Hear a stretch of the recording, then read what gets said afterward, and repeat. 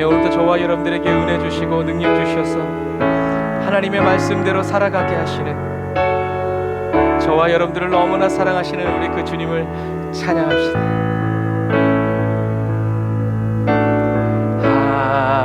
하나님의 음성을 듣고자 기도하며 귀를 기울이고 나의 기도를 들어주신다네. 주님이 우리의 기도를 들으십니다.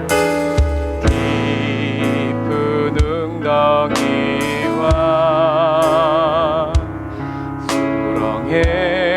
수렁에서 끌어주시고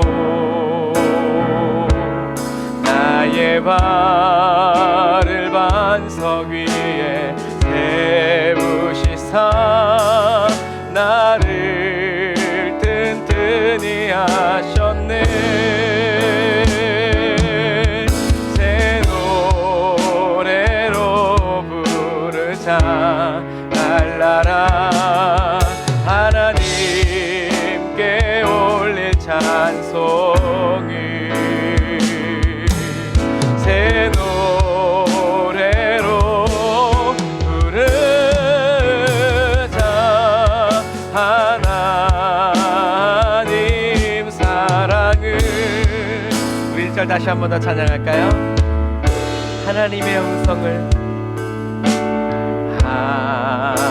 하나님의 음성을 아멘 듣고자 기도하며 귀를 기울이고 나의 기도를 주님이 들어주신다네. 깊은 웅덩이와 수렁에서 끌어주시고 나의 발을 반석 위에 세우시사 나를 튼튼히 하셨네. 은혜로 새 노래로 부르자 날라라 하나님께 올릴 찬송을 새 노래로 부르자 하나님 사랑을. 주를 의지하고 교만하지 않으며 거짓에 치우치지 아니하면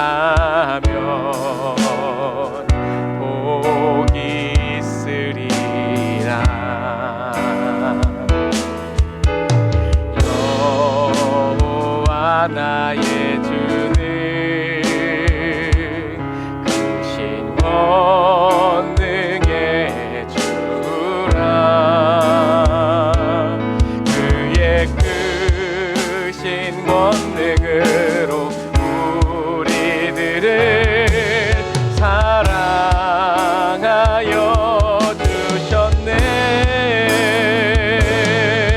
새 노래로 부르자 날라라 하나님께 올릴 찬송을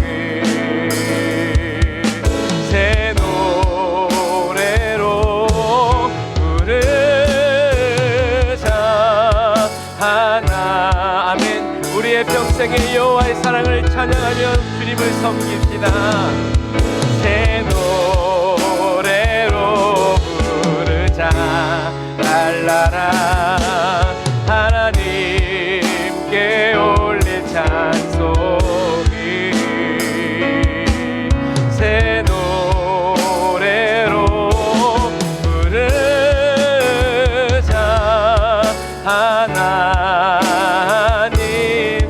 다시 한 번 더 성령님 의지하여 새 노래로 부르자. 랄라라 하나님께 올릴 찬송을 새 노래로 부르자. 하나님 사랑을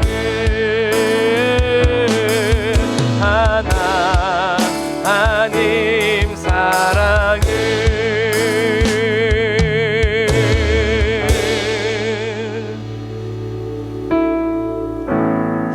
사랑하는 나의 아버지. 입으로만이 아니라 우리의 마음 이름 높여드립니다.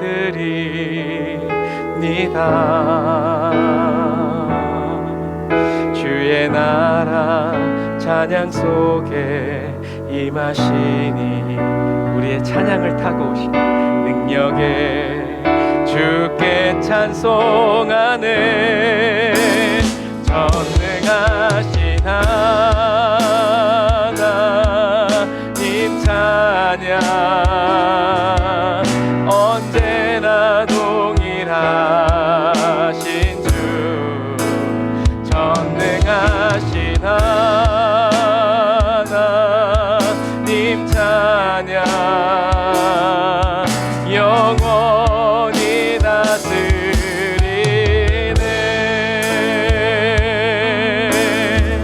다시 한 번 더 사랑하는 나의 아버지께 사랑하는 나의 아버지 그 이름 높여드립니다. 주의 나라 찬양 속에 임하시니 능력에 주께 찬송하는 날마다 전능하신 하나님 찬양 언제나 동일하신 주. 전능하신 하나님 찬양 영원히 다스리네. 전능하신 하나 우리 하나님 전능하신 하나님이십니다. 할렐루야. 언제나 동일하신 주. 전능하신 하나님 찬양 영원히 다스리네. 예수 그리스도 안에서 나 주의 이름 높이리. 나 주의 이름 높이리. 하늘 높이 올린 깃발처럼 주의 이름 높이리. 전능하신 하나님 찬양 영원토록 언제나 동일하신 주. 전능하신 하나님 찬양 영원히 다시 한 번 더 우리 주님은 어떤 분이십니까? 전능하신 하나님 모든 힘과 능력이 주님께 언제나 동일하신 주. 전능하신 하나님 찬양 영원히 다스리네. 영원히 다스리네.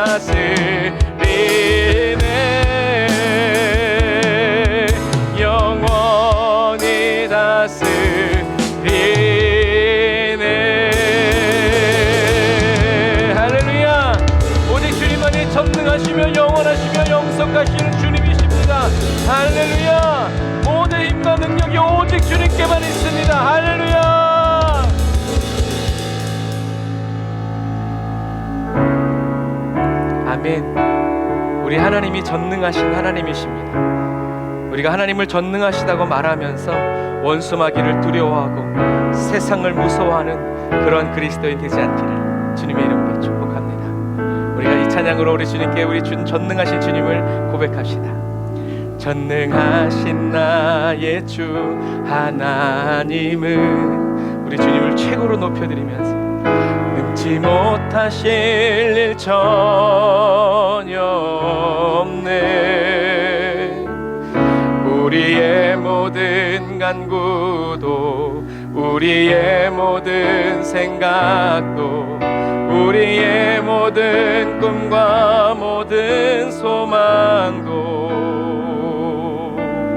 신실하신 나의 주 하나님은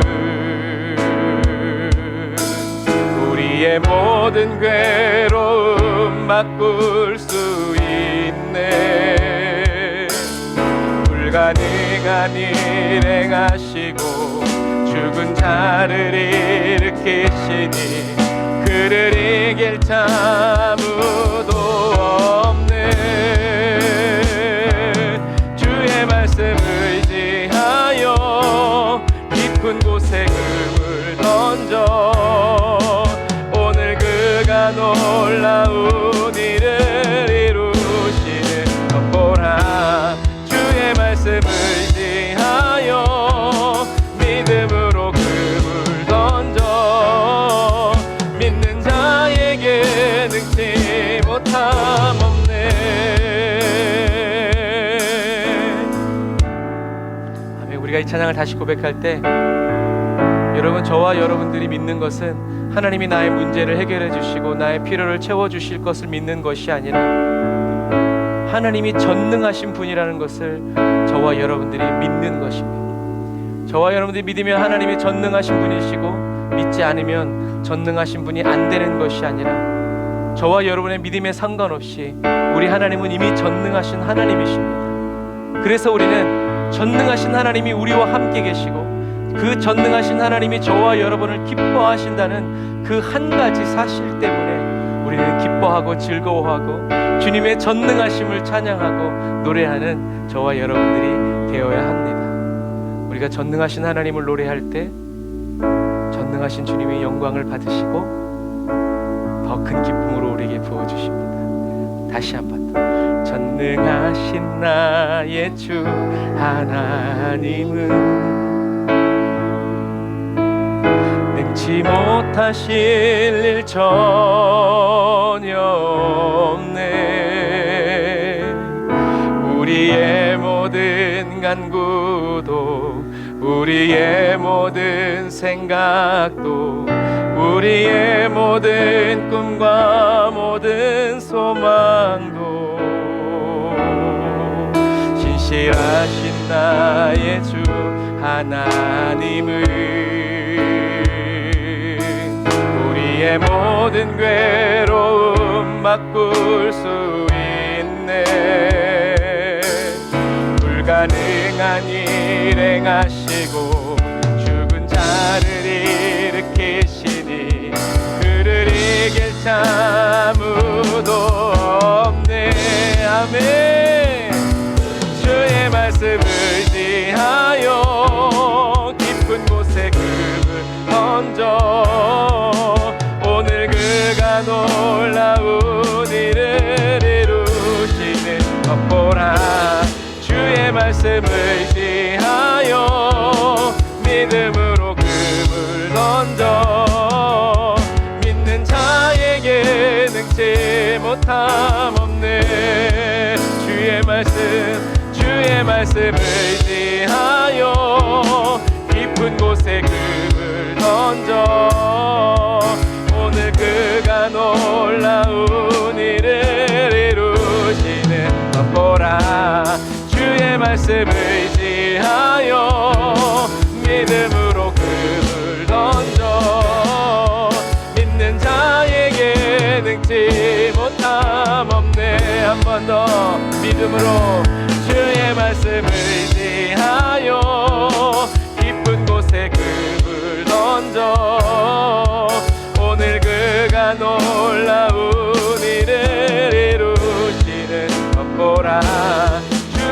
말씀 의지하여 믿음으로 금을 던져 믿는 자에게 능치 못함 없네. 아멘. 주가 일하시네. 주가 주님을 위하여서 주께 아끼지 않는 자에게 주가 일하시네. 주가 일하시네. 신뢰하며 걷는 자에게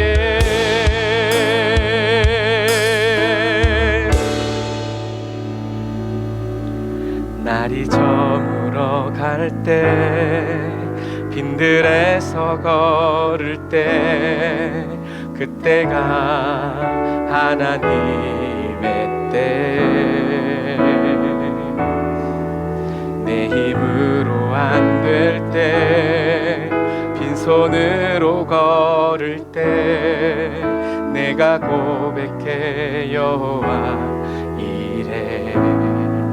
다시 한 번 더. 날이 저물어 갈 때 빈들에서 걸을 때 그때가 하나님의 때. 알게 하시는 주님. 내 힘으로 안 될 때 빈손으로 걸을 때 내가 고백해 여호와 이래. 주가 일하시네. 주가 일하시네. 주께 아끼지 않는 자에게 주가 일하시네. 주가 일하시네. 신뢰하며 걷는 자에게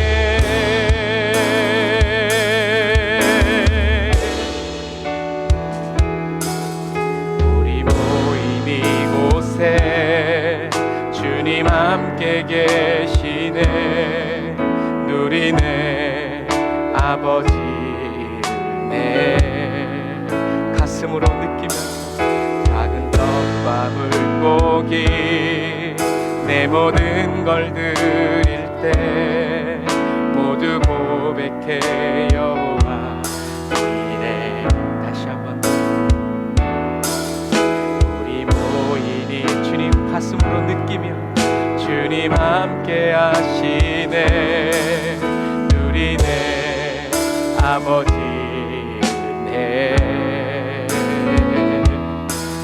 적은 떡과 물고기 내 모든 걸 드릴 때 모두 고백해 여호와 이래. 주가 일하시네. 주가 일하시네. 주께 아끼지 않는 자에게 주가 일하시네. 주가 일하시네. 신뢰하며 걷는 자에게 주가 일하시네. 주가 일하시네. 주께 아끼지 않는 자에게 주가 일하시네. 주가 일하시네. 신뢰하며 걷는 자에게 신뢰하며 걷는 자에게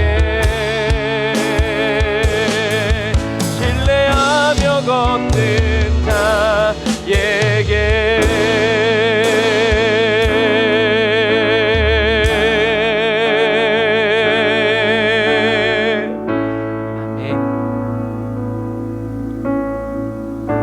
기도하겠습니다. 오 하나님 감사합니다. 저희들의 믿음이 좋아서 주님을 신뢰하고 저희들의 믿음이 훌륭해서 주님께 모든 것을 아끼지 않는 것이 아니라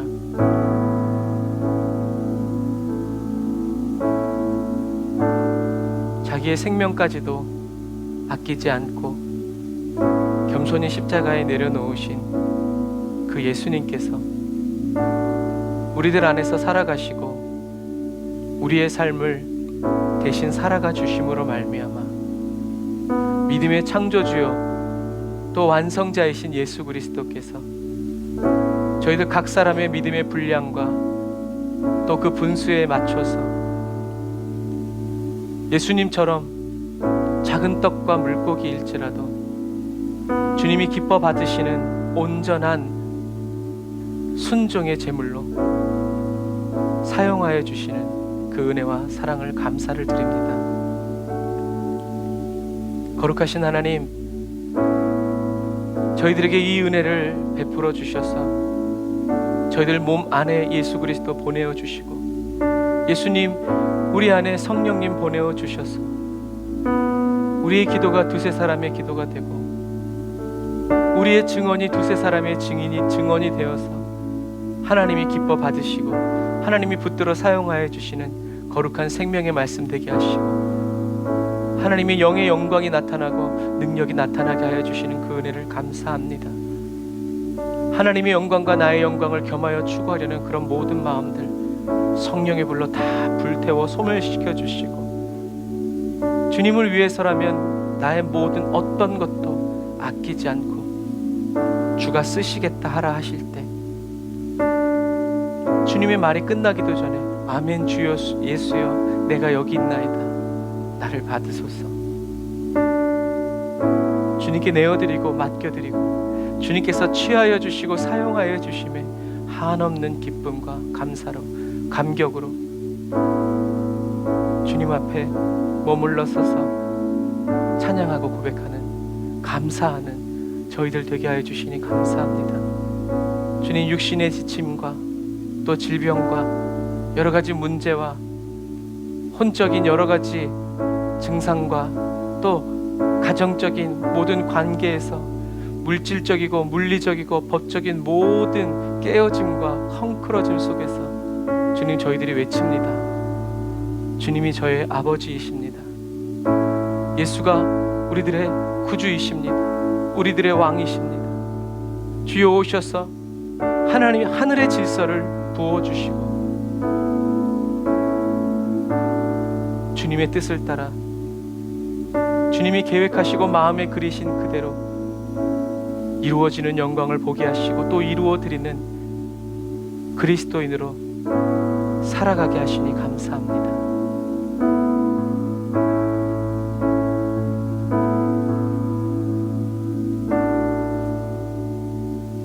하나님께로 나서 예수 그리스도 안에 있으면서 하나님을 나타내는 하나님의 자녀로 주님과 생명적인 관계를 누리며 살아갈 수 있는 이 놀라운 은혜를 매일 새롭게 누려가고 또 받아서 전하여주고 흘려보내주고 성령의 불을 붙여줄 줄 아는 그 기쁨에 휩싸여 날마다 살아가는 저희들 되게 하여 주심을 감사합니다. 오늘도 나누어지는 아버지 생명의 말씀이 아버지 하나님의 영 또 하나님의 생명이 되어 우리들에게 채워지게 하시니 감사합니다. 하나님의 말씀을 영의 말씀이요 생명의 말씀으로 저희들이 받습니다. 영이신 하나님, 생명이신 예수님, 우리 각 사람을 인도하여 주시고 이끌어 주셔서 예수 그리스도의 반석 위에 세워주시고 높은 곳을 다니게 하여 주시는 주님을 찬양합니다. 영광 받아 주옵소서. 예수님의 이름으로 기도드립니다. 아멘. 할렐루야. 우리에게 함께 하시고 우리를 도우시는 우리 가운데 거하시는 주님을 찬양합시다. 할렐루야.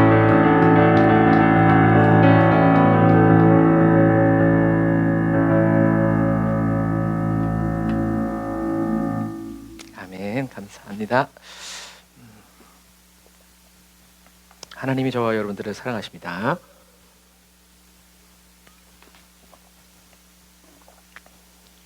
자, 우리가 이제 사무엘 상하를 이제 마치고 이제 열왕기 상으로 넘어가게 되었습니다. 오늘 그래서 아도니아가 왕이 되려고 하다라는 제목으로 왕상 1장 5절 말씀 가지고 우리가 함께 하나님의 말씀을 나누도록 하겠습니다. 같이 읽겠습니다. 시작. 그때 핫깃의 아들 아도니아는 자기를 높이며 말했습니다. 내가 왕이 될 것이다. 그러고 나서 자기를 위해 전차와 말을 준비시키고 군사 50명을 앞장서게 했습니다. 아멘. 아도니아는 압살롬 다음에 태어난 아들이에요. 그래서 오늘 우리가 열왕기상을 하기 전에 개관, 열왕기상이 어떤 책인가에 대해서 잠깐 말씀을 나누도록 하겠습니다. 열왕기는 제1차 포로기환 500BC 537년 이전에 바벨론 지방에서 살던 이름 모를 유대인이 성령의 감동을 받아서 BC 561년부터 537년 사이에 기록했을 것이라는 의견이 많아요. 유대인들은 이 열왕기를 예레미야가 썼다고 이야기해요. 그런데 성경학자들은 예레미야는 아닌 것 같고 어체와 말투 이제 이런 것들이 틀리기 때문에 아마 바벨론 포로에 끌려가서 살고 있었던 어떤 유대인이 성령의 감동을 받아서 이 열왕기를 기록했을 것이다. 그런데 포로 귀환 537년 이전이면 또 누가 있어요? 에스라가 있는 거죠. 느헤미야가 있는. 그래서 에스라는 드러났지만 이 사람은 드러나지 않은 채 하나님께 감동. 그러니까 여러분 막 대충 살다가 감동 받았겠어요? 그렇지 않아요. 그리고 이때는 이미 1대, 2대, 3대, 4대가 지나간 시점이라는 거죠. 대를 이어서 세대가 교체되었음에도 불구하고 이 이름 모를 유대인의 심령에는 뭐가 있었어요? 하나님의 말씀에 대한, 하나님에 대한 믿음, 그리고 그 약속에 대한 확신, 그리고 기도. 에스겔도 노동하다가 광야에 수로를 만드는 아주 고된 일이죠. 그 일을 하다가 잠깐 쉴 때 뭘 봤어요? 그발강가에서 하늘이 문이 열리고 일하는 시간에 왔으면 두드려 맞았을 텐데 쉴 때 하지만 하나님이 길게 에스겔을 붙잡아뒀다고 우리는 생각할 수 없어요. 인간의 사고랑 틀리게 눈 깜빡하는 사이에도 하나님은 어마어마한 내용들을 에스겔에게 보여주시고 저와 여러분들에게도 마찬가지예요.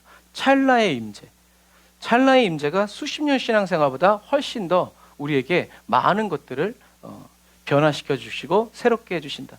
그래서 우리는 항상 성령의 임재. 그래서 예배 시간에 1시간 동안 성령님이 임재 해주신 것도 놀라운 일이지만 저와 여러분들이 평상시 살아가는 모든 삶의 자리에서 성령님의 임재를 느끼려고 누리려고 계속 붙잡혀 있는 것이 더 놀라운 은혜다. 예를 들어서 핸드폰이 있죠. 기지국이 없으면 그래서 뭐 현대인들에게 있는 정신병 중에 하나가 와이파이 있는 곳을 찾아서 그래서 와이파이가 연결되면 안심하고 연결이 안 되면 계속 불안하고 와이파이가 연결 안 되면 어떻게 배터리가 계속해서 찼죠. 우리는 몰라. 내가 누르지 않았어. 하지만 이 핸드폰은 계속 찼기 때문에 배터리가 빨리 닿는 거죠. 똑같아요. 저와 여러분들이 계속 이렇게 보이지 않는 열심히 세상 일을 하고 있지만 우리 안에서는 계속 하나님을 찾고 그렇게 할 수 있다 없다? 할 수 있다. 그래서 혼의 연단이 필요한 거예요. 처음에는 1분도 기도도 그렇잖아요. 1분 하기가 너무 어려워요. 그런데 자꾸 하다 보면 늘어나는 거예요. 도둑질도 자꾸 하면 는다는데 더할 나위가 없는 거예요. 그래서 우리가 열왕기를 하면서 중요한 것은 이런 내용들. 에스겔과 느헤미야, 에스라도 있었지만 또 누가 있었다? 이름 모를. 항상 하나님이 이름 모를 무릎 꿇지 아니한 오직 하나님께만 무릎 꿇는 이름 모를 사람들을 통해서 하나님은 계속 이 바벨론 땅에서 포로로 끌려가서 살고 있는 사람들에게 뭘 주신 거예요? 하나님의 말씀을 잊지 마라. 기억해라. 생각해라. 그래서 저와 여러분들이 성경 66권을 가지고 있는 건 큰 특권이고 그거 가지고 모자라서 이제는 저와 여러분들 성경의 저자인 성령님께서 저와 여러분들 안에 오셔서 말씀해 주시고 가르쳐 주시고 생각나게 해주시고. 그런데 입력이 없이 출력이 있게 하려고 그러니까 우리가 거짓 자아에 속고 우리의 신앙생활이 깊어지지가 않는. 저와 여러분들이 하나님의 말씀을 읽고 먹고 외우고 또 묵상하고 사모해야 그것이 쌓여서 어느 날 성령님이 말씀하실 때 그 우리가 심중에 새겨놓았던, 우리의 하트에 쌓아놓았던 그 말씀들이 저와 여러분들에게 생각나지게 하고 그 말씀이 성령의 음성으로 들리는 경우가 훨씬 더 많다. 그런데 성경 안 읽고 무조건 기도하면서 하나님의 음성을 듣겠습니다. 음성이 들리는데 이게 하나님의 음성인지 아닌지 어떻게 알아요? 몰라요. 그러니까 넘어가는 거예요. 어쨌든 중요한 것은 이 열왕기는 포로 귀환 이전에, 그러니까 어떻게 보면요, 포로 귀환 이전에 하나님이 뭘 일으키신 거예요? 말씀의 부흥을 일으키신 거예요. 하나님을 기억하지 못하던 새로운 세대가 일어났단 말이에요. 그런데 그런 세대 속에서 어떻게 에스라와 느헤미야 같은 사람이 나왔냐는 거죠. 하늘에서 뚝 떨어졌나? 아니에요. 이렇게 포로 귀환 이전에 그냥 몸만 오는 것이 아니라 뭘 가지고 오는 거예요? 하나님의 말씀에 대한 기대를 가지고, 하나님의 부르심을 따라, 사명을 따라, 하나님이 인도해 주시는 그 길을 따라 많은 사람들이 바벨론 땅의 모든 생업을 내려놓고 다시 정처 없이 어떤 상황인지 모르는 예루살렘을 향해서 무엇만 가지고? 하나님의 말씀만 가지고. 누구처럼? 아브라함처럼. 본토 친척 아비집을 떠나서 말씀의 인도를 받아서 간 아브라함처럼. 항상 하나님의 새로운 시대를 열어가는 믿음의 발걸음에는 말씀밖에 없어요. 목사님도 누구도 믿으면 안 돼요. 누구만? 성령님의 감동, 성령님이 나를 인도해 주신다, 성령님과의 그런 확신이 없으면 저와 여러분들이 나중에 목사님도 없고 아무도 없으면 그냥 나도 몰라 이제 그렇게 돼버려요. 이런 거예요. 요거 하나에 이렇게 저와 여러분들이 그 상황을 볼 수 있는 거예요. 하나님은 이런 분이시라는 거예요. 하나님은 그냥 뭐 고레스 막 이런 사람들만 들어 쓰신 분이 아니라 그거는 외적인 부분이고, 정말 중요한 것은 뭐예요? 하나님이 누군가 성령의 감동을 받아서 쓴, 유대인이 쓴 이 열왕기를 읽으면서 이것이 우리 조상들의 이야기구나 하면서 하나님에 대한 꿈과 기대, 그 약속, 그래서 또 그 성령의 감동을 가지고 537년에 출발하는 거죠. 하나님은 항상 말씀 주시고 우리에게 영의 말씀, 생명이 되는 말씀을 주셔서, 그래서 많은 200만의 사람이 있었지만 하나님의 말씀을 자신의 영과 생명으로 받은 사람은 1차, 2차, 3차 왔는데 5만 명밖에 안 돼요. 너무나 작은 숫자죠.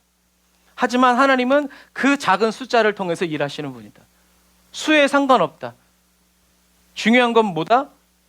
누가 하나님의, 그러니까 나머지 나오지 않은 사람들은 뭐라고 할 말이 없는 거예요. 하나님이 말씀을 안 주셨으면 그거 하나님이 왜 안 가르쳐 주셨어요? 라고 할 수 있지만 하나님은 항상 말씀으로 저와 여러분들을 인도해 주시고 이끌어 주시는 분이다. 그래서 하나님께서 내가 하는 일을 선지자에게 또 믿음의 사람들에게 알려주지 않고는 하나님은 하시지 않는다는 거예요. 그 말은 하나님이 말씀을 주셨을 때 누군가 한 사람이라도 그 말씀을 그대로 받아서 아멘 하고 받아들인다면 하나님은 거기서부터 일하신다라는 거예요. 그러나 아무도 없으면 하나님은 할 수 없다. 사람들이 없는 광야에 있지만 그 광야에서 하나님의 음성을 듣는 사람이 있다면 그 사람은 거기서 외친다.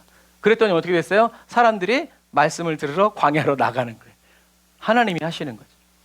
그래서 열왕기는 1차 포로 귀환 이전에 바벨론 지방에 살고 있던 이름 모를 유대인이 하나님을 사모하고 기도하다가 어떻게 해요? 성령의 감동을 받아서 기록했을 것이라는 의견이 지배적이다. 그래서 이 앞에 다니엘도 있고 사드락 메삭 아벳느고도 있고 이제 그렇게 가는 거예요. 그런 사람들을, 믿음의 사람들을 통해서 그 네트워크가 지켜진 거죠. 그래서 이 열왕기에서 말하고자 하는 포인트는 뭐냐면 이스라엘 민족이 멸망한 것은 과거 조상들이 역사의 주권자이시고 사랑의 주이신 하나님을 떠나서 하나님을 떠난 게 타락한 거예요. 떠나서 뭘 한 게 타락이 아니라 하나님을 떠나도 괜찮다라고 하는 그것이 타락이라는 거예요. 타락한 것에 대한 하나님의 심판임을 다시금 깨닫도록. 그래서 아니 우리나라가 이렇게 되는데 왜 지금 포로로 끌려왔냐. 결론. 왜? 하나님을 떠났기 때문에. 하나님의 말씀대로 살지 않았기 때문에. 하나님의 말씀을 그대로 돌아오라 지키고 지키셨지만 결국엔 우리가 거절하고 우리가 하나님을 거부한 것이다. 그러니까 뭐예요? 하나님께로 돌아가자. 회개의 운동을 일으키는 거죠. 그래서 이미 남북 왕국이 다 무너졌지만 하나님의 택한 백성 누구? 자기들. 왜? 성경에 써 있잖아요. 바벨론에서 내가 보존하고 다시 돌아오게 할 것이다. 아, 우리는 피해자가 아니라 약속의 언약의 백성이구나 라는 것들을 불러일으키는 거죠. 누구는 웃기시네 하고 지나갈 수 있지만 어떤 사람에게는 그 말씀에 꽂혀서 불이 되는 거죠. 하나님의 택한 백성은 계속 하나님의 은혜로 존속되어서 계속 이어져서 구속사 하나님의 약속을 계승하고 있음을 역설적으로 강조하는 것이죠. 그래서 택한 백성 하나님의 자녀의 흥망성쇠는 외적인 정치나 군사적인 힘 때문이 아니라 백성들이 하나님의 말씀, 율법의 말씀을 순종하는지 하나님과의 관계가 어떠하냐에 따라서 거기에 흥망성쇠가 달려있다. 그리고 다윗의 가문이 영원하리라는 다윗의 언약, 그래서 다윗의 계보를 통해서 메시아가 올 것이다 라는 이 구속주가 되시는 이 계보를 알려주기 위해서 열왕기를 기록했다. 그래서 분열 왕국 시대에 여러 왕들이 한 일들을 공적들을 기록해 놓은 역사적인 책들이 아니라 위대한 영적인 교훈 앞에 있는 이런 것들, 하나님과의 관계가 중요하다. 우리들이 이렇게 된 것은 하나님의 말씀을 버리고 하나님을 떠났기 때문이다. 그래서 이것을 회복시키기 위해서는 하나님의 말씀하신 그대로 예루살렘으로 다시 돌아가서 하나님의 성전을, 하나님의 말씀이, 하나님의 통치가 우리들 안에, 그리고 우리들의 땅에, 하나님이 주신 땅에 이루어지도록 해야 한다. 누군가는 이 일을 해야 한다라는 역사적인 사명을 품게 만드는 거죠. 사명이죠. 그래서 이스라엘의 왕들의 선과 악, 번영과 멸망의 기준이 뭐냐면 하나님의 율법과 언약에 대한 신실성, 믿고 따르느냐, 아니면 자기 생각대로 처음엔 따랐지만 나중엔 변질됐냐, 아니면 처음부터 악했냐, 이런 것들을 통해서 뭘 보는 거예요? 하나님과의 관계를 보는 거예요. 하나님 앞에서 어떻게 살았는가, 이런 것들을 보여주는 거죠. 그래서 이스라엘 왕국의 역사를 역사가의 입장이 아니라 종교가의 입장에서, 에스라도 제사장이었기 때문에 제사장의 관점에서 쓰는 것처럼 이 사람도 역사가가 아닌 이 믿음, 그리스도인, 신앙인의 입장에서 기록하고 있는 거죠. 그래서 결국 이스라엘의 타락은 하나님의 사랑과 은혜를 계속 의도적으로 거부한 악행에서 비롯되어 있다. 왕국 분열이나 패망의 원인은 우상 숭배 때문이다. 바알, 아세라 이걸 얘기하는 것이 아니라 하나님보다 더, 하나님만큼 하나님 이외의 다른 것을 사랑하게 되고 좋아하게 되고 바라보게 되는 이 우상 숭배 때문이다. 그래서 이 우상 숭배의 결과는 반목, 계속 싸우고 전쟁이라는 이 악순환을 촉발시켰다, 야기시켰다. 그리고 인간을 타락과 패배의 늪 속으로 빠뜨렸다. 처음에는 좋은 줄 알았는데 나중에 보니까 더 모든 것을 빼앗기고 망친 이런 것이다 라는 것을 보여주기 위해서 이 열왕기를 기록한 거예요. 그래서 이 열왕기의 특징은 누구에게 맞춰져 있는가? 남유다는 다윗에게, 그리고 북이스라엘은 초대 왕인 여로보암에게 그 초점이 맞춰져 있다. 그래서 여로보암의 죄에서는 여로보암보다 하나님이 잊지 않는다라고 계속 말하는 이유가 바로 그러한 이유다라는 거죠. 그래서 저와 여러분들이 성경을 읽을 때, 근데 이제 이거는 어려운 신학적인 얘기가 아니라 여러분들이 가진 성경책에 다 그 앞에 나와 있는 것들이에요. 그래서 그 내용 어렵다고 그냥 넘어가지 말고 성경을 읽을 때 그런 대략적인 개관을 좀 보는 게 좋아요. 그래야 우리가 나한테 필요한 말씀만 보지 않고 하나님이 우리에게 주시는 것들을 우리가 좀 이렇게 생각할 수 있는 것이다라는 거죠. 그래서 열왕기의 첫 번째 시작이 어떻게 돼요? 다윗이 나이가 많아 늙었다. 그래서 우리가 3하를 이어서 보면 우리가 이제 성경이 읽어지네도 했지만 바로 그 시대가 이어지는 것 같지만 사실 그렇지 않죠. 이 사람들은 이미 500년 후에 다윗의 시대에서 500년이 지난 시점에서 다윗의 이야기를 다시 하는 거예요. 그래서 이 열왕기상 처음에는 다윗이 나이가 많아서 늙게 되어서 잘 때 전기장판 없으니까 너무 추우니까 신하들이 머리를 굴려서 수낸 여인 아비삭, 그 시대에 이스라엘에서 가장 아름다운 여인을 뽑아가지고 다윗 왕과 함께 잠을 자게 했죠. 인간 전기장판 있죠. 그렇게 했다고 기록하고 있어요. 그 다음이 바로 오늘 읽은 바로 그때라는 거죠. 바로 그때 아도니아가 자기를 스스로 높였다. 스스로 높이면서 내가 왕이 될 것이다 라고 말했고 전차들과 기병들과 호위병 50명을 자신을 위해서 마련했다고 기록하고 있죠. 그리고 동시에 아도니아는 뭐가 뛰어났다? 용모가 뛰어났다 라고 기록하고 있어요. 자, 그러면 아도니아는 왜 자기 자신을 스스로 높이게 되었을까? 저와 여러분들의 성경을 읽을 때 저와 여러분들의 시선을 사로잡고 저와 여러분들의 발걸음을 멈추게 하며 저와 여러분들에게 질문하는 은혜가 있기를 주님의 이름으로 축복합니다. 그래서 저는 성경을 읽을 때마다 항상 하나님께서 머무르게 하시고 멈추는 그 포인트가 달라요. 그래서 하나님의 말씀은 살아계십니다. 오늘 나의 상태 그리고 나의 이 신앙의 분량에 제가 들어야 되고 내가 알아야 되는 것들을 하나님께서 짚어주시는. 만약에 그렇지 않았다면 성경을 읽기가 굉장히 어려울 거예요. 성경을 읽을 때마다 새로우니까. 그래서 아도니아는 왜 자신을 스스로 높이게 되었을까라는 것을 우리는 생각해 봐요. 그냥 단순히 왕이 되어야 되겠다. 아버지가 저렇게 나이가 들었음에도 불구하고 나에게 왕을 주지 않으니까 내가 스스로 왕이 되어야겠다라고 생각할 수도 있지만 세상에 우연은 없다. 성경도 우연은 없다. 그래서 아도니아가 스스로 왕이 되기 전에 어떤 내용을 다룬 거예요? 다윗이 늙었고 수낸 여인 아비삭이 있었다라고 기록해 놓은 거예요. 그래서 우리는 아도니아가 스스로 자기를 높여서 왕이 된 이유는 뭐다? 하나님의 의와 하나님의 나라를 사모해서가 아니라 아름다운 수냄 여인 아비삭 때문이었다라고 우리는 생각할 수 있어요. 그래서 아도니아가 괜히 가만히 있다가 내가 왕이 되어야 되겠다 라고 말한 이유는 수냄 여인 아비삭이 너무나 예뻤기 때문에 그를 취하고 싶은 그 여자와 함께 잠자리를 하고 싶은 육체의 정욕 때문이라는 거예요. 저 여자를 갖기 위해서는 어떻게 돼요? 왕이 돼야 되는 거예요.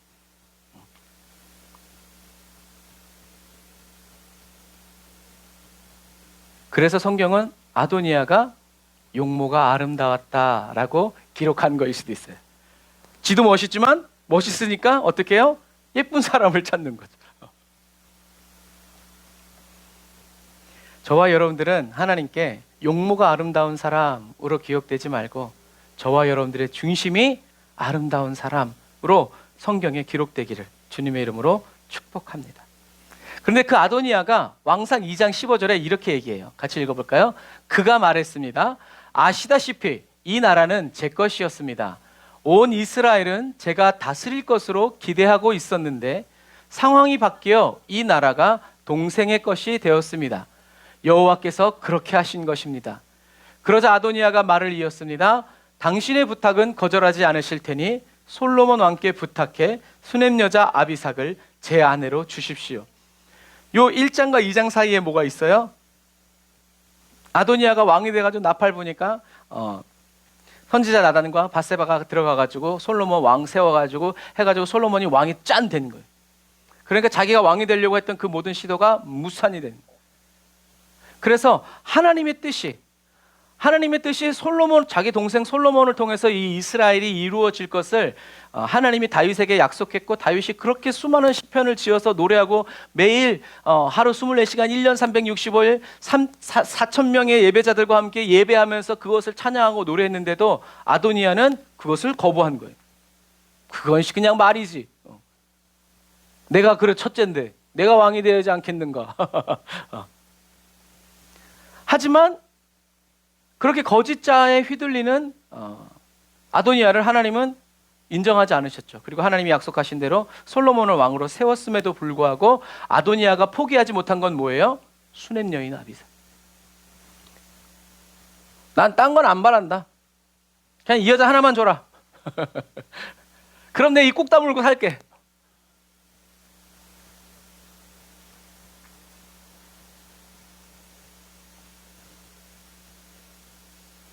그래서 아도니아는 솔로몬의 어머니 바세바를 통해서 아비삭을 달라고 요청했고, 그 요청으로 인해서 그렇게 하나님이 아니라고, 너는 아니라고 가르쳐주고 말씀하셨음에도 불구하고 아도니아는 자기 안에서 타오르는 그 육체의 정욕을 제어하지 못했어요. 그래서 야고보가 말한 것처럼 너희가 구하여도 받지 못하면 너희들이 잘못 구함이고 육체의 정욕 때문에 구하기 때문에 못 받는 거다. 못 받는다고 했는데도 아도니아가 받겠다고 하니까 결국엔 아도니아의 그 간절한 기도에 하나님이 응답하셨는데 그게 뭐예요? 자기 죽음이었어요. 말하고 보여주고 보여줬음에도 불구하고 결국엔 그 거짓자와 육체의 정욕이 결국엔 저와 여러분들을 그래서 어떻게 해요? 하나님 앞에서 죽게 만드는 거예요. 영원히. 우리는 성경을 통해서 우리는 그것을 그러니까 계속 얘기하시는 거예요. 그 육체의 정욕을 죽여야 된다. 왜? 그게 그냥 나빠서라는 것이 아니라 그게 꼭 하나님을 대적하고 하나님을 거부하고 하나님의 말씀을 멸시하고 사사건건 하나님이 하시는 일에 딴지를 걸면서 이렇게 하니까 하나님이 어떻게 해요? 죽이실 수밖에 없는 거예요. 하나님이 아도니아를 다 제거해서 솔로몬만 남겨놓으려고 그랬으면 이미 그 전에 하셨어야 돼요. 그런데 하나님이 그렇게 하지 않으셨어요. 근데 그러니까 그 하나님의 호의를 이 아도니아가 어떻게 해요? 육체의 정욕을 채울 기회로 삼은 거예요. 나 그냥 이거 하나만 줘라. 그러니까 솔로몬이 극대노했죠. 왜 왕권 두고 하시지 그러셨습니까? 그래서 오히려 이 아도니아는 육체와 거짓자의 종노릇을 포기하지 못해서 계속 죄에 묶여서 육체의 정욕을 채우기 위해서 열심히 열정적으로 얼마나 많이 생각했겠어요. 솔로몬에게 나갈까? 이걸 어떻게 할까? 하다가 밧세바를 공격했는데 아도니아가 육체의 정욕을 따라서 구하여 받은 하나님의 응답은 자기의 죽음이라는 거예요. 이것이 육체의 정욕을 따라 살아가는 사람의 삶의 열매이고 예정된 미래다. 제단의 뿔을 잡아가지고 살았지만 뿔을 잡고 살아났음에도 불구하고 어떻게 해요? 육체의 정욕을 제어하지 못했어요. 이거는 신약에 와도 똑같아요. 한번 비침을 얻고 구원을 얻고 하늘의 은사를 맛보았음에도 불구하고 뿔을 잡아서 죄사함을 받았음에도 불구하고 또 다시 돌아가서 육체의 정욕 때문에 살아가면 그 사람은 어떻게 해요? 이전보다 더 나빠질 것이다. 죽음. 구약의 말과 신약에서 하시는 말씀이 똑같은 거예요. 하지만 저와 여러분들은 성령을 받고 예수님이 십자가에 못 박혀 죽으신 다음에 그 놀라운 은혜도 받고 이랬으니 그냥 육체의 죽음으로 끝나지 않는다. 영원한 죽음으로 대가 지불을 할 수밖에 없다라는 것을 기억해야 돼요. 그러니까 내 믿음이 약해서 육체의 정욕 때문에 날마다 무너집니다라고 슬퍼할 것만 아니라 끝이 있다라는 거.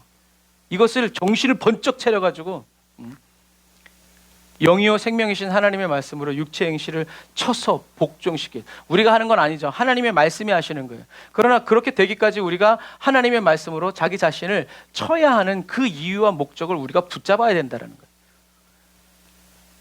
이유를 알고 맞으면 들어오래요, 여러분. 그런데 이유 없이 맞으면 얼마나 억울하게요. 맞은 건 둘째치고 왜 때렸는지를 알고 싶단 말이에요. 여러분 그런 것과 마찬가지. 내가 왜 죽어야 되는지가 명확한 사람은 죽음을 두려워하지 않아요.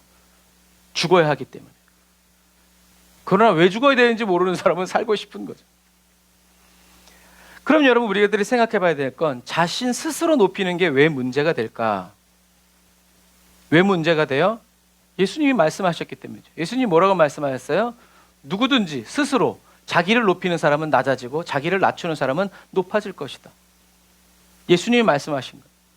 이것은 유교적인 겸손을 이야기하는 게 아니에요. 그래서 예수님은 이 이야기를 하면서 누가복음 14장에는 이 비유가 나오는 거예요. 초대받은 손님들이 윗자리를, 예수님도 초대받았어. 그래서 예수님 갔더니 바리새인들이 율법사들이 와가지고 뭐 한 거예요? 쓱 거기 와 있는 사람들 한번 보면서 윗자리를 고르는 거죠. 내가 너보다 너 낫다. 그래서 예수님이 초대받은 사람들이 와서 상석을 고르는 것을 보면서 이야기하신 것이 누가복음 14장 비유예요. 자기를 높이는 사람은 어떤 사람이에요? 자기를 높이는 사람은 집주인이 높인 게 아니라 자기 스스로, 초대받은 사람이 자기 스스로 나는 그래도 여기서 내가 제일 높구나 라고 스스로 생각해서 주인의 계획과 상관없이, 여러분 파티 이렇게 하는 거 보면 아무나 가서 앉는 자리가 아니에요. 그건 우리 한국이고 조금 격식 있고 이런 예식, 특별히 우리가 가는 예식은 뭐예요? 결혼 예식이죠. 결혼 예식은요 아무 자리에는 앉는 게 아니에요. 빈자리, 우리나라 결혼식장처럼 안 그래요. 좌석 배치도가 다 있어요. 누구 옆에 누구 앉고 누구 옆에 앉고 누구 옆에 앉고. 주인은 그것을 다 계산해요. 그런데 이 사람은 주인과 상관없이 자기 스스로 생각해서 야, 나 정도면 내가 상석에 앉아야 된다라고 주인의 계획과 상관없이 자기 스스로 가장 윗자리를 선택하는 사람이 스스로 자기를 높이는 사람이다. 차라리 주인에게 내 자리가 어디예요? 차라리 물어봤으면 좋았을 거예요. 그런데 나 정도면 이렇게 되는 거죠. 그래서 이것이 뭐예요? 이게 교만이라는 거예요. 하나님의 뜻과 상관없이 그래도 나 정도면 왜 내가 내려가야 됩니까? 막 싸우는. 내가 막 이게 교만이고 하나님을 대적하는 거예요. 하나님의 말씀을, 하나님을 무시하는 거죠. 아나무인이죠. 주인이 앉으라는 데를 앉아야지. 그거 무시하면서. 그래서 자기를 낮추는 사람은, 초대받은 사람이 자기 스스로를 가장 낮은 사람이다 라고 생각해서 끝자리를 택한 사람이 자기를 낮출 줄. 자기를 낮춘다는 건 무슨 말이에요? 그 사람은 낮은 사람이 아니라는 얘기예요. 낮은 사람은 아닌데 자기 스스로를 낮출 줄 아는 사람이란 얘기죠. 근데 문제는 뭐예요? 주인은 그렇게 생각하지 않는 거예요. 주인은 그 사람을 낮은 사람이라고 생각하지 않고 정말 나에게 고마운 사람이고 귀한 사람이다 하고 상석에 앉히는 거죠. 이게 뭐예요? 이게 은혜라는 거예요. 이것이 하나님이 저와 여러분들에게 주신 은혜라는 거예요. 우리는 상석에 앉아요. 누구 때문에? 우리 안에 계신 예수 그리스도 때문에. 우리는 먼 이방인이고 먼지만도 못한 사람이지만 저와 여러분들 안에 누가 살아계신다고요? 예수 그리스도가. 그러니까 우리는 하나님 보좌 우편에 앉는 거예요. 왕노릇하는 거예요. 내가 잘나서가 아니라 우리 안에 예수 그리스도께서 계시기 때문에. 그러니까 저와 여러분들 이 땅에 살아갈 때 뭘 이루어야 되는 거예요? 혼의 구원. 왜? 내가 아니라 내 안에 계신 예수님께서 살아가시는. 예수님이 막 숨 막혀서 심호흡하면서 막 산소호흡 끼고 사시는 것이 아니라 주님이 저와 여러분들을, 이 육체를 주님의 몸처럼 쓰시도록. 그 사람이 바로 너 정말 귀하다. 그래서 저와 여러분들에게 베풀어 주시는 은혜라는 거예요. 하나님은 저와 여러분들을 알고 계신다. 그런데 주인과 상관없이 자기가 스스로 주여 주여 외치면서 열어주십시오 이런 사람들은 그래서 예수님이 이 얘기를 하시면서 실제 예를 들었죠. 실제 예로 든 사람이 누구예요? 세례 요한이죠. 세례 요한은 얘기했어요. 나는 예수님의 신발끈을 풀 자격도 없는 사람이다. 어떻게 한 거예요? 자기를 낮춘. 사도 바울이 복음을 전할 때도 헬라 사람들은 예수는 몰랐어요. 근데 누구는 알았냐면 세례 요한은 알았어요. 그만큼 세례 요한은 슈퍼스타였어요. 모르는 사람이 없었어요. 예수는 몰라도 세례 요한은 알았어요. 예수님의 가르침은 몰라도 세례 요한이 뭘 했는지는 알았어요. 그래서 세례 요한이 주는 세례를 이야기하는 거예요. 그런데 그렇게 유명하고 400년 동안 하나님의 음성을 듣지 못하다가 400년 만에 선지자가 태어나서 이 사람 막 엘리야라고 막 난리 났잖아요. 그렇게 사람들이 추앙하고 높임받았던, 기적 하나도 일으키지 않았지만 그렇게 높임을 받은 사람이 뭐라 했냐면 나는 예수님의 신발끈을 묶고 푸는 이런 역할도 할 수 없는 사람이다. 자기를 낮춘 거죠. 그 자기를 낮추는 사람에게 예수님이 뭐라고 말씀하셨어요? 내가 진실로 너희에게 말한다. 지금까지 여인에게 난 사람 중에 세례자 요한보다 더 큰 사람이 일어난 적은 없다. 모든 선지자보다 뛰어난 사람이라는. 왜? 능력, 기적 아무것도 없이 오로지 하나님이 주신 말씀을 가지고 평생을 살아온 사람. 하지만 하늘나라에서는 가장 작은 사람이라도 그보다 크다. 다시 말해서 뭐예요? 하늘나라에는 이렇게 자기 자신을 낮추었지만, 이 세상 살 때는 낮추었지만 하나님의 천국 잔치에서는 하나님이 어떻게 해요? 높여준 사람들이 어마어마하게 많다라는 얘기예요. 그러니까 저와 여러분들이 우리의 혼의 구원을 두렵고 떨림으로 이루지 않는다. 나 같으면 천국 따놓은 당상이다. 여러분, 그 사람은 100% 못 갈 가능성이 큽니다. 세례 요한 같은 사람도 신발끈을, 그런데 어떻게 하나님의 보좌 맨 앞에 있겠습니다, 그런 말을 자신 있게 할 수 있겠어요? 그건 오만이고 만용이죠. 자기를 낮췄지만 주님은 높여주셨다. 무엇처럼? 예수님이 말씀하신 그대로. 이것뿐만이 아니에요. 예수님은 또 뭐라고 말씀하셨어요? 이와 같이 너희도 명령받은 대로 다 마치고 나서 우리는 쓸모없는 종입니다, 그저 할 일을 했을 뿐입니다 라고 말해야 된다라고 말씀하셨어요. 그러니까 너희들을 통해서 기적이 나타나고 능력이 나타난다고 해서 너희들 스스로 높이지 마라. 왜? 너희들 그거 하라고 말한, 그리고 능력으로 행하신 분이 한 거니까 너희들이 한 게 아니다. 그러니까 너희들은 뭐라고 말해야 되나? 쓸모없는 종입니다. 자기를 겸손히 낮춰야 된다. 이렇게 얘기해야 된다. 다른 말 하지 마라. 주님이 말씀하셨기 때문에 그래요. 그래서 사도 바울도 내가 이루었다 말하지 않는 거예요. 이 정도면 괜찮다, 나 정도만큼만 하면 된다, 이렇게 얘기하지 않는 거예요. 자기를 낮추어서 항상 나 죄인 중에 괴수. 10개월 있어야 되는데 칠삭동이처럼 이렇게 나다가만 생기다만 이런 나 같은 사람에게도 항상 그 얘기야. 그런데 그 사도 바울이 그런 사람이었어요? 아니에요. 그 사람은 엘리트였어요. 그때 당시 5개 국어를 한 사람이라니까요. 전 세계 모든 언어를 한 사람이 사도 바울이에요. 그래서 사도 바울이 얘기했죠. 그러나 내가 주님을 위해서 매를 몇 번 맞고 풍랑을 몇 번 맞고 고문, 진짜 내가 다른 12제자보다 내가 이렇게 엄청나게 수고하고 엄청나게 헌신했지만, 그러나 오늘 내가 나된 것은, 내가 이렇게 한 모든 수고, 복음을 전하다가 당한 모든 이 고난과 이 모든 것들, 그림자만 덮여도, 손수건만 덮여도 이 모든 것들은 뭐다? 하나님의 은혜로 된 거다. 하나님이 하라고 한 것뿐이다. 나는 무익한 종입니다. 예수님이 가르쳐준 그대로 실천하면서 사는 거예요, 사도 바울은. 저와 여러분들도 그래야 한다라니. 두려운 마음으로 혼의 구원을 이루는. 그래서 사도 바울이 얘기하잖아요. 쓰임받다 버림받지 않으려고. 항상 그런 두려움이 있는 거예요. 주님이 나에게 어떤 기회를 주셨는데, 내가 어떤 사람이었는데 주님이 나를 용서하셔서 이런 기회를 주셨는데 내가 또 이것을 차버리고 거절하고 나는 그런 사람이 될 수 없기 때문에 항상 자기의 말을, 생각을 제어한 정도가 아니라 나는 날마다 죽는다라고 선포할 정도로, 그렇게 혼의 구원을 두렵고 떨림으로 겸손히 주님 앞에서 하루하루를 매일 새롭게 시작하는 그 사람을 하나님이 어떻게 안 쓰시겠냐는 거예요.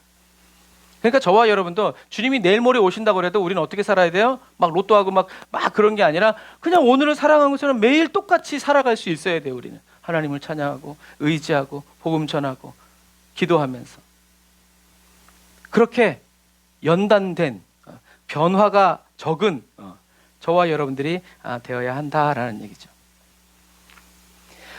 그래서 사도 바울은 고난이 없는 것이 은혜로운 삶이 아니다. 그런데 세상은 거짓 자아는 고난이 없는 것이 은혜로운 삶이라고 얘기하죠. 모든 사람이 그런 삶을 부러워할 거라고 그랬죠. 그럼 만약에 그게 사실이라면 예수님은 고난받지 않으셨어야 돼요. 왜? 본을 보이시는 분이기 때문에. 근데 예수님이 보이신 본은 고난이 없는 인생이 아니라 고난 속에서도 어떻게 해요? 하나님과 함께하는 사람이다. 다시 말해서 고난당함이 유익이고 은혜였다. 그 예수님의 고난당함으로 인해서 저와 여러분들이 살게 된 거라는 거죠. 그래서 사도 바울은 고난이 없는 것이 은혜로운 삶이 아니라, 능력의 삶이 아니라, 하나님의 영광을 나타내고 하나님을 드러내는 삶이 아니라 어떤 삶이 그리스도를 위하여 고난을 받고 견디고 인내하는 것이 하나님께 받은 은혜고 은혜로운 삶이다라고 이야기하는 거예요. 그래서 우리가 디모데후서 이야기를 하면서 우리가 이야기했죠. 그래서 복음으로 인하여서 고난받는 것을 부끄러워하지 말고 담대히 그리스도 예수를 선포해서 주가 주시는 은혜와 은사를 마음껏 누려라. 이것이 우리들이 받은 은혜다라고 얘기하는 거예요. 그래서 예수 그리스도 안에서 하나님과 생명적으로 연결돼요. 이 생명적으로 연결되었다는 말이 무슨 말이라고 그랬어요? 하나님의 자녀가 되는. 자녀, 피는 물보다 진하다. 생명으로 연결된 거잖아요. 그래서 저와 여러분들은 고난이 없는 삶, 걱정 근심이 없는 삶, 저녁이 있는 일상, 이런 거 꿈꾸지 말고, 저와 여러분들은 뭘 꿈꿔야 돼요? 예수 그리스도 안에서 하나님과 생명적으로 연결돼요. 힘들고 어려워도 그래, 내가 하나님의 자녀지.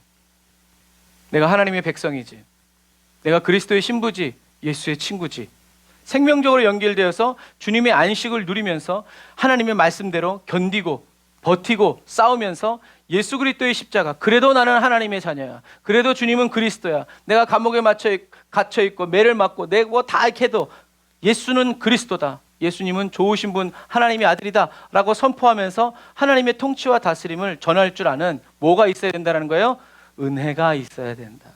저와 여러분들의 힘과 능력으로 할 수 없어요. 정신력이 아무리 강해도요, 잠 안 재우면서 고문하면요, 뭐 우리나라 속담에도 있잖아요. 3일 굶으면 양반이 어디 있어.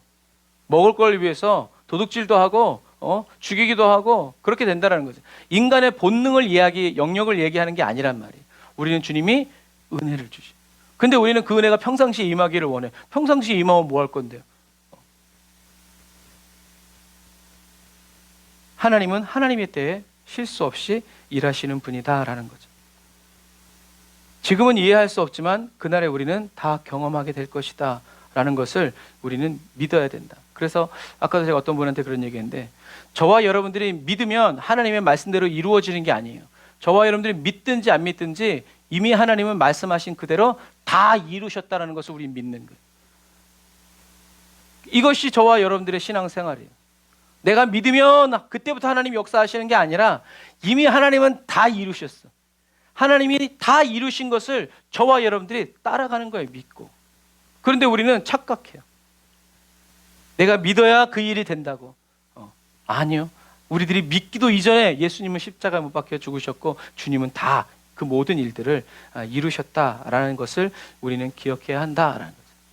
그래서 저와 여러분들은 성령 안에서 혼의 연단을 받아서 매일 주님 앞에서 점도 흠도 주름도 없는, 이 점도 흠도 주름도 없는 우리는 감각을 이렇게 못 잡는데, 점도 흠도 주름도 없는, 사도 바울이 뭐라고 얘기했냐면 육체의 정욕, 안목의 정욕, 이생의 자랑에 매인 사람.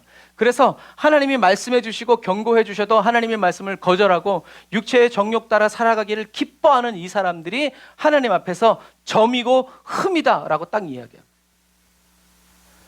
그러니까 성령 안에서 저와 여러분들은 혼의 연단을 받아서 매일 주님 앞에서 하나님의 말씀을 그대로 받고 그대로 믿고 주님을 따라갈 수 있는, 우리는 이런 것들에 매이지 않고, 이런 것들은 저와 여러분들은 묶을 수가 없어요. 그런데 우리는 묶을 수도 있다라고 믿어요. 그러니까 묶이는 거예요.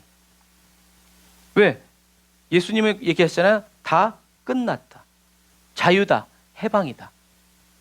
만약에 이게 그렇게 얘기한다면 제가 길거리에 나가서 우린 다시 일본에 침략당할 수도 있어요 라고 얘기하면 사람들이 몇 사람이나 믿을 것 같아요? 아무도 안 믿어요. 어떻게 그런 일이 일어나겠어요? 그런데 그건 그렇게 믿으면서 예수님이 십자가에서 다 이루셨다, 모든 죄와 저주의 세력은 다 끝장났다, 우리들은 새로운 피조물이 되었기 때문에 이런 육신의 적용, 안목의 적용, 이생의 사랑이 우리를 만질 수도 없고 우리를 계속 죄짓게 할 수도 없다. 성경은 그렇게 얘기하고 있는데 우린 그렇게 믿어요. 왜? 내가 약하니까. 능력의 기준이 내가 되니까. 사단이 생각해봐. 네가 그걸 어떻게 하겠어? 맞네. 그래서 하나님께 능력 달라고 그러죠. 그러니까 우리가 사단이 믿게 하는 말대로 우리가 신앙생활 하니까 우리가 사단을 이길 수가 없는 거예요. 하나님이 말씀하신 대로 우리가 믿어야 된다. 그래서 우리는 이런 것들이 우리한테 온다고 할지라도 예수의 이름으로 대적할 뿐만이 아니라 어떻게 해야 돼요? 하나님의 말씀으로 마귀의 일을 멸해야 돼요. 이런 헛짓거리 못하도록 멸해버려야 돼요. 우리가 예수의 이름으로. 그래서 거라사 귀신이 그러잖아요. 지옥에 가라. 우리를 멸망시키지 마십시오. 왜요? 그러니까 우리 안에 예수님이 그렇게 하실 수 있는 분이라는 것을 우리는 믿고 나아가야 된다는. 그래서 우리는 매이지 않고 성령이 인도하여 주시고 다스려 주시는 은혜 안에서 날마다 우리가 새롭게 되어서 나는 죽고 내 안에 살아가시는 예수 그리스도의 새 생명으로 살아가는 이 경험과 체험을 하는 이 은혜를 사모해야 돼요. 내가 체험하면 그게 내 의가 되어버려요. 그래서 내가 체험하는 것이 아니라 이렇게 경험하고 체험하는 노하우가 아니라 성령님이 주시는 이 은혜를 날마다 사모해서 새롭게 받아 누리며, 그러니까 하루씩 일용할 양식. 그래서 그러잖아요. 어제의 은혜로 오늘을 살아가려고 하지 마라. 오늘의 은혜로 내일을 살아가려고 하지 마라. 매일매일 하루씩 매일 주님이 필요한 모든 것들을 공급해 주시기 때문에 저와 여러분들 받아 누리면서 하나님이 허락하신 대로 하나님의 통치와 다스림, 그리고 그리스도의 교회를 확장시켜 나가면서 저와 여러분들의 이 몸으로 누구를? 하나님을 나타내야 된다. 하나님의 살아계심도 아니라 그냥 하나님을 나타낸다. 그래서 하나님을 나타낸다라는 이 단어 안에 하나님의 영광도 들어가 있고 다 들어가 있는 거예요. 하나님을 나타내면서 저와 여러분들이 살아가는 거룩한 그리스도인으로 우리가 계속 살아가고자 해야 한다라는 것을 저와 여러분들이 기억하시기를 주님의 이름으로 축복합니다. 그래서 저와 여러분들은 스스로 살아가는 자존자가 아니라 우리는 성령님이 인도하여 주시고 예수 그리스도께서 이끌어 주시는 그대로만 살아가는 우리는 전적인 의탁자라는 것을 여러분들이 기억하셔서 무엇이든지 저와 여러분들이 보는 대로 느끼는 대로 하나님께 기도 제목 삼아서 하지 말고 하나님 제가 무엇을 위해서 기도해야 됩니까? 하면서 인도해 주십시오 라고 하면서 우리들이 지금 계속 하고 있는 이 말씀을 통해서 기도 제목 삼아서 말씀으로 기도 제목 삼아가지고 우리가 선포하면서 나아가야 된다. 그래서 하나님은 저와 여러분들의 이 몸, 삶을 통해서 저와 여러분들이 하나님을 나타내는 하나님이 그런 분이시구나 라고 하는 것을 나타내고자 하신다라는 거죠. 그러니까 우리는 주님께 나 자신을 주님께 맡기면서 주님 받으십시오. 주님 뜻대로 사용하여 주십시오. 주님 원대로 사용하여 주옵소서. 하나님의 뜻대로 쓰임받는 의의 병기가 되기 원합니다 라고 주님께 바치면 주님께서 저와 여러분들을 다스리고 통치하시면서 그때부터 우리는 그렇게 기도하면 하나님이 응답을 확 부어주시기를 원하시지만 우리가 주님께 맡길 때 그때부터 주님은 다시 시작하신다. 그러니까 시간이 오래 걸릴 수도 있고 짧게 걸릴 수도 있지만 그때부터 시작하신다. 근데 오래 걸릴 거다. 그거 내 생각이지. 근데 우리는 주님께 계속 맡기면서 우리의 가정도 우리의 모든 문제도 이거 내 문제 아닙니다. 왜?